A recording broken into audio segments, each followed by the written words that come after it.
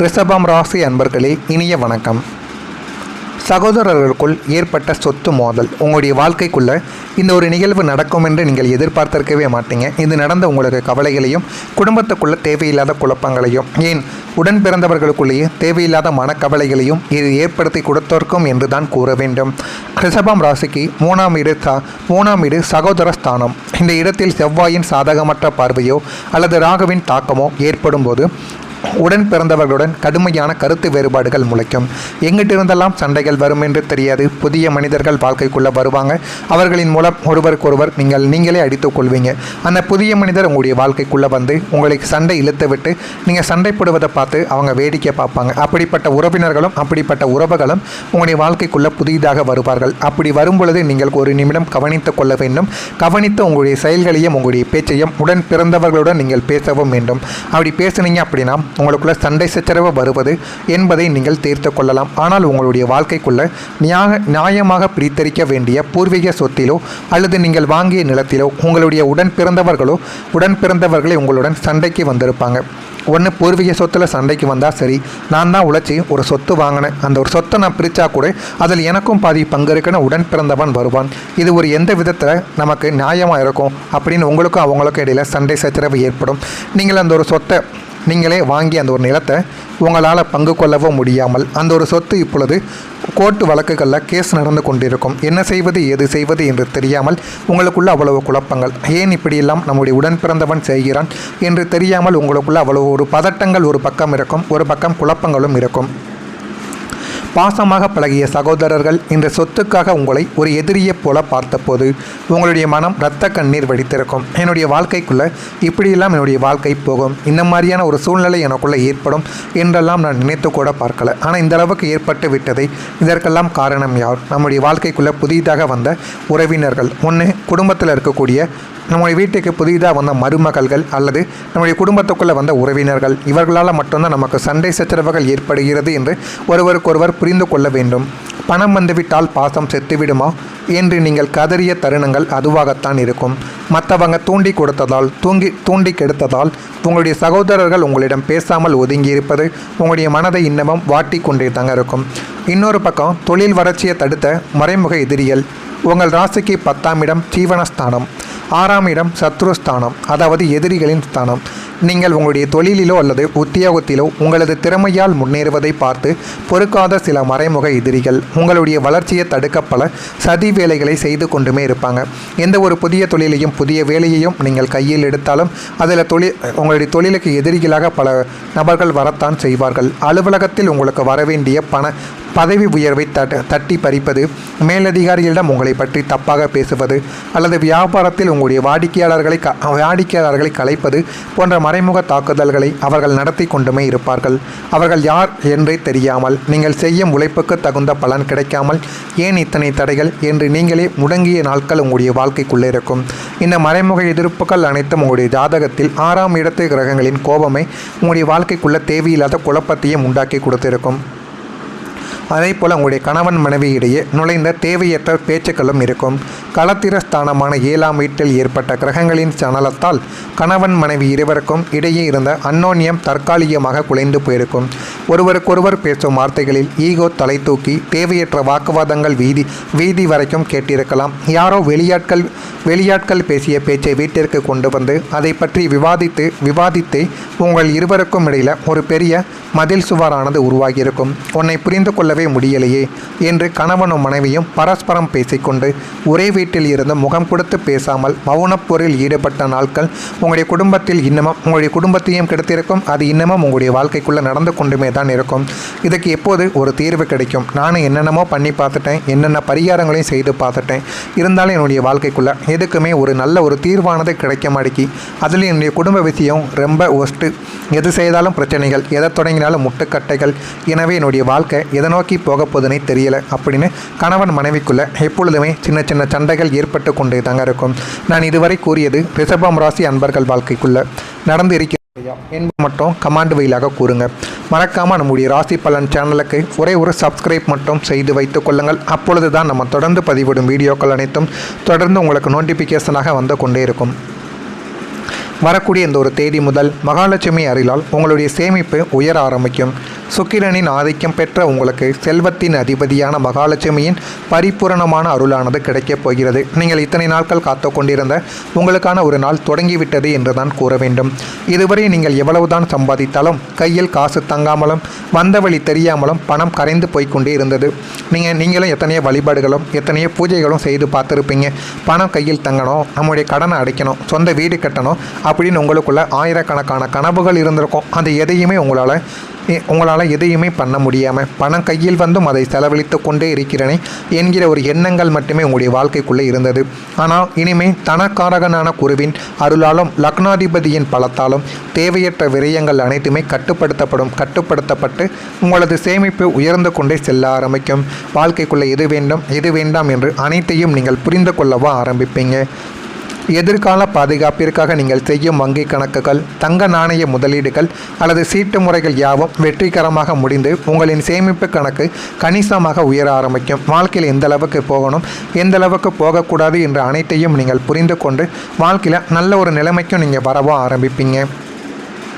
நீங்கள் வெள்ளிக்கிழமை நல்ல உங்களுடைய வழிபாடு உங்களுக்கு பலனை ஏற்படுத்தி கொடுக்கும். ரிஷபம் ராசியின் அதிபதியான சுக்கிர பகவானுக்கு உகந்த நாள் வெள்ளிக்கிழமையாகும். உங்கள் ஜாதகத்தில் இருக்கும் எஞ்சிய கரும வினைகளையும் திருஷ்டிகளையும் போக்க இந்த வெள்ளிக்கிழமை வழிபாடு உங்களுக்கு ஒரு மாபெரும் கவசமாக திகழப் போகிறது. இந்த ஒரு கவசமானது உங்களுடைய வாழ்க்கைக்குள்ள போதுமான அளவுக்கு நன்மைகளையும் நல்ல ஒரு பெயரையும் உங்களுடைய வாழ்க்கைக்குள்ள தேடி கொடுக்கும். நீங்களே எதிர்பாராத அளவுக்கு உங்களுக்கு வரக்கூடிய மறைமுகமான எதிரிகள், உங்களுடைய வாழ்க்கைக்குள்ளே இருக்கக்கூடிய தொழில் எதிரிகள் என அனைவரையுமே நீக்குவதற்கு இது மிகப்பெரிய அளவில் நன்மைகளை தேடி கொடுக்குமாம். வெள்ளிக்கிழமையில் சுக்கிர ஓரை நேரத்தில் மகாலட்சுமி தாயாருக்கு நெய் தீபத்தை ஏற்றி மல்லிகை மலர்களை சாத்தி லலிதா சகசிரநாமத்தை அல்லது கனகதாரா சோஸ்திரத்தை பாராயணம் செய்து வந்தோம் அப்படின்னா உங்களுடைய வீட்டில் இருக்கக்கூடிய வறுமை ஓடிவிடுமாம், அடியோடு ஓடிவிடுமாம். தடைப்பட்ட அத்தனை சுப காரியங்களும் கடன் சுமைகளும் இந்த ஒரு எளிய வழிபாட்டின் மூலம் மிக விரைவாக தீரும் என்பது ஜோதிடத்தின் விதியாக இருக்குது. நீங்கள் இதை செய்து பாருங்கள். உங்களுடைய வாழ்க்கைக்குள்ளும் இருக்கக்கூடிய எல்லா விதமான விஷயங்களுக்கும் ஒரு பதிலானது கிடைக்கும். உங்களுடைய வாழ்க்கையிலும் நல்ல ஒரு நிலைமைக்கும் வந்துவிடும். தொழிலில் மதிப்பு மரியாதையும் இனிமேல் வரக்கூடிய நாட்களில் கிடைக்கும். உங்கள் ராசிக்கு 10ஆம் இடமாகிய ஜீவனஸ்தானம் பலம் பெறுவதால் தொழிலிலும் உத்தியோகத்திலும் நீங்கள் இழந்த செல்வாக்கை மீண்டும் பெறப்போறீங்க. உத்தியோகத்தில் உங்களை புறக்கணித்த மேலதிகாரிகள் இனிமேல் உங்களின் திறமைகளை பாராட்டி தகுந்த பதவி உயர்வையும் ஊதிய உயர்வையும் உங்களுடைய வாழ்க்கைக்குள்ளே தேடி கொடுப்பாங்க. அவங்க உங்களுடைய வாழ்க்கைக்குள்ளே நல்ல ஒரு மாற்றத்தையும் நல்ல ஒரு பெயரையும் உங்களுக்குள்ளே உருவாக்கவும் ஆரம்பிப்பாங்க. வியாபாரத்தில் உங்களது நாணயம் மற்றும் நேர்மைக்காகவே புதிய வாடிக்கையாளர்கள் உங்களை தேடி வருவாங்க. தொழில்துறையில் மறைமுக எதிரிகளால் ஏற்பட்ட தடைகள் அனைத்தும் தகர்த்தப்பட்டு உங்களுடைய கௌரவமும் மதிப்பும் சமூக அந்தஸ்தும் பல மடங்கு உயரும் பொற்காலம் இதுவாகத்தான் உங்களுடைய வாழ்க்கைக்குள்ளே இருக்கும். இது போதுமான அளவுக்கு உங்களுடைய வாழ்க்கைக்குள்ளே நல்ல ஒரு பெயரையும் நல்ல ஒரு இடத்தையும் உங்களுடைய வாழ்க்கைக்குள்ளே தேடி கொடுக்கும். அந்த அளவுக்கு உங்களுக்குள்ள நல்ல ஒரு நிலைமைக்கும் நீங்கள் வரவும் ஆரம்பிப்பீங்க. எனவே வெள்ளிக்கிழமை நாளில் மட்டும் நீங்கள் மகாலட்சுமி தேவிக்கு இந்த ஒரு பரிகாரத்தை, இந்த ஒரு வழிபாட்டை செய்து பாருங்கள். உங்களுடைய வாழ்க்கைக்குள்ளே அவ்வளவு நன்மைகள் நடக்கும். இது நடக்கிறதா இல்லையா என்பதை மட்டும் கமெண்ட் வழியாக தெரிவியுங்கள். மறக்காமல் நம்முடைய சேனலுக்கு ஒரே ஒரு சப்ஸ்கிரைப் மட்டும் செய்து வைத்துக் கொள்ளுங்கள். அப்பொழுது தான் நம்ம தொடர்ந்து பதிவிடும் வீடியோக்கள் அனைத்தும் தொடர்ந்து உங்களுக்கு நோட்டிஃபிகேஷனாக வந்து கொண்டே இருக்கும். நல்லதே நினையுங்கள். உங்களுடைய வாழ்க்கைக்குள்ளும் நல்லது மட்டுமே தான் நடக்கும். பொறாமை எண்ணம் கொண்டவராக இருக்காதீர்கள். வாழ்க்கையில் ஒருபோதும் உங்களால் வெற்றியை காணவே முடியாது. நன்றி, வணக்கம். இருக்கும் நான் இதுவரை கூறியது ரிஷபம் ராசி அன்பர்கள் வாழ்க்கைக்குள்ள நடந்து இருக்கிற என்பது மட்டும் கமாண்ட் வழியாக கூறுங்க. மறக்காமல் நம்முடைய ராசி பலன் சேனலுக்கு ஒரே ஒரு சப்ஸ்கிரைப் மட்டும் செய்து வைத்துக் கொள்ளுங்கள். அப்பொழுது தான் நம்ம தொடர்ந்து பதிவிடும் வீடியோக்கள் அனைத்தும் தொடர்ந்து உங்களுக்கு நோட்டிஃபிகேஷனாக வந்து கொண்டே இருக்கும். வரக்கூடிய இந்த ஒரு தேதி முதல் மகாலட்சுமி அருளால் உங்களுடைய சேமிப்பு உயர ஆரம்பிக்கும். சுக்கிரனின் ஆதிக்கம் பெற்ற உங்களுக்கு செல்வத்தின் அதிபதியான மகாலட்சுமியின் பரிபூரணமான அருளானது கிடைக்கப் போகிறது. நீங்கள் இத்தனை நாட்கள் காத்து கொண்டிருந்த உங்களுக்கான ஒரு நாள் தொடங்கிவிட்டது என்று தான் கூற வேண்டும். இதுவரை நீங்கள் எவ்வளவுதான் சம்பாதித்தாலும் கையில் காசு தங்காமலும் வந்த வழி தெரியாமலும் பணம் கரைந்து போய்கொண்டே இருந்தது. நீங்களும் எத்தனையோ வழிபாடுகளும் எத்தனையோ பூஜைகளும் செய்து பார்த்துருப்பீங்க. பணம் கையில் தங்கணும், நம்முடைய கடனை அடைக்கணும், சொந்த வீடு கட்டணும் அப்படின்னு உங்களுக்குள்ள ஆயிரக்கணக்கான கனவுகள் இருந்திருக்கும். அது எதையுமே உங்களால் எதையுமே பண்ண முடியாமல் பணம் கையில் வந்தும் அதை செலவழித்து கொண்டே இருக்கிறேனே என்கிற ஒரு எண்ணங்கள் மட்டுமே உங்களுடைய வாழ்க்கைக்குள்ளே இருந்தது. ஆனால் இனிமேல் தனக்காரகனான குருவின் அருளாலும் லக்னாதிபதியின் பலத்தாலும் தேவையற்ற விரயங்கள் அனைத்துமே கட்டுப்படுத்தப்பட்டு உங்களது சேமிப்பு உயர்ந்து கொண்டே செல்ல ஆரம்பிக்கும். வாழ்க்கைக்குள்ளே எது வேண்டும் எது வேண்டாம் என்று அனைத்தையும் நீங்கள் புரிந்து கொள்ளவா ஆரம்பிப்பீங்க. எதிர்கால பாதுகாப்பிற்காக நீங்கள் செய்யும் வங்கி கணக்குகள், தங்க நாணய முதலீடுகள் அல்லது சீட்டு முறைகள் யாவும் வெற்றிகரமாக முடிந்து உங்களின் சேமிப்பு கணக்கு கணிசமாக உயர ஆரம்பிக்கும். வாழ்க்கையில் எந்த அளவுக்கு போகணும், எந்த அளவுக்கு போகக்கூடாது என்ற அனைத்தையும் நீங்கள் புரிந்து கொண்டு வாழ்க்கையில் நல்ல ஒரு நிலைமைக்கும் நீங்கள் வரவும் ஆரம்பிப்பீங்க. நீங்கள் வெள்ளிக்கிழமை நல்ல உங்களுடைய வழிபாடு உங்களுக்கு பலனை ஏற்படுத்தி கொடுக்கும். ரிஷபம் ராசியின் அதிபதியான சுக்கிர பகவானுக்கு உகந்த நாள் வெள்ளிக்கிழமையாகும். உங்கள் ஜாதகத்தில் இருக்கும் எஞ்சிய கரும வினைகளையும் திருஷ்டிகளையும் போக்க இந்த வெள்ளிக்கிழமை வழிபாடு உங்களுக்கு ஒரு மாபெரும் கவசமாக திகழப் போகிறது. இந்த ஒரு கவசமானது உங்களுடைய வாழ்க்கைக்குள்ள போதுமான அளவுக்கு நன்மைகளையும் நல்ல ஒரு பெயரையும் உங்களுடைய வாழ்க்கைக்குள்ள தேடி கொடுக்கும். நீங்களே எதிர்பாராத அளவுக்கு உங்களுக்கு வரக்கூடிய மறைமுகமான எதிரிகள், உங்களுடைய வாழ்க்கைக்குள்ளே இருக்கக்கூடிய தொழில் எதிரிகள் என அனைவரையுமே நீக்குவதற்கு இது மிகப்பெரிய அளவில் நன்மைகளை தேடி கொடுக்குமாம். வெள்ளிக்கிழமையில் சுக்கிர ஓரை நேரத்தில் மகாலட்சுமி தாயாருக்கு நெய் தீபத்தை ஏற்றி மல்லிகை மலர்களை சாத்தி லலிதா சகசிரநாமத்தை அல்லது கனகதாரா சோஸ்திரத்தை பாராயணம் செய்து வந்தோம் அப்படின்னா உங்களுடைய வீட்டில் இருக்கக்கூடிய வறுமை ஓடிவிடுமாம், அடியோடு ஓடிவிடுமாம்.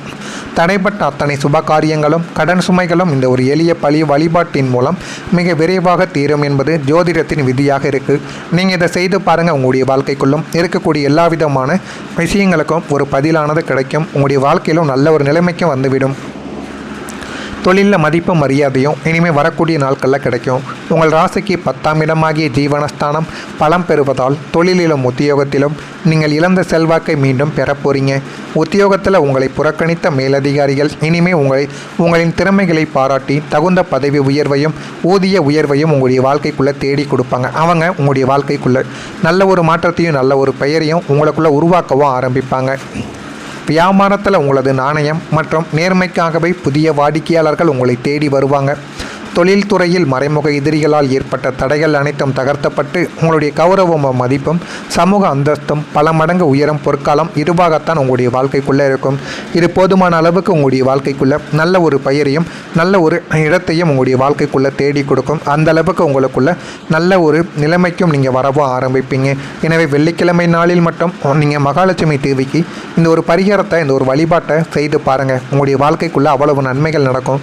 இது நடக்கிறதா இல்லையா என்பதை மட்டும் கமெண்ட் வாயிலாக தெரிவியுங்கள். மறக்காமல் நம்முடைய சேனலுக்கு ஒரே ஒரு சப்ஸ்கிரைப் மட்டும் செய்து வைத்துக் கொள்ளுங்கள். அப்பொழுது தான் நம்ம தொடர்ந்து பதிவிடும் வீடியோக்கள் அனைத்தும் தொடர்ந்து உங்களுக்கு நோட்டிஃபிகேஷனாக வந்து கொண்டே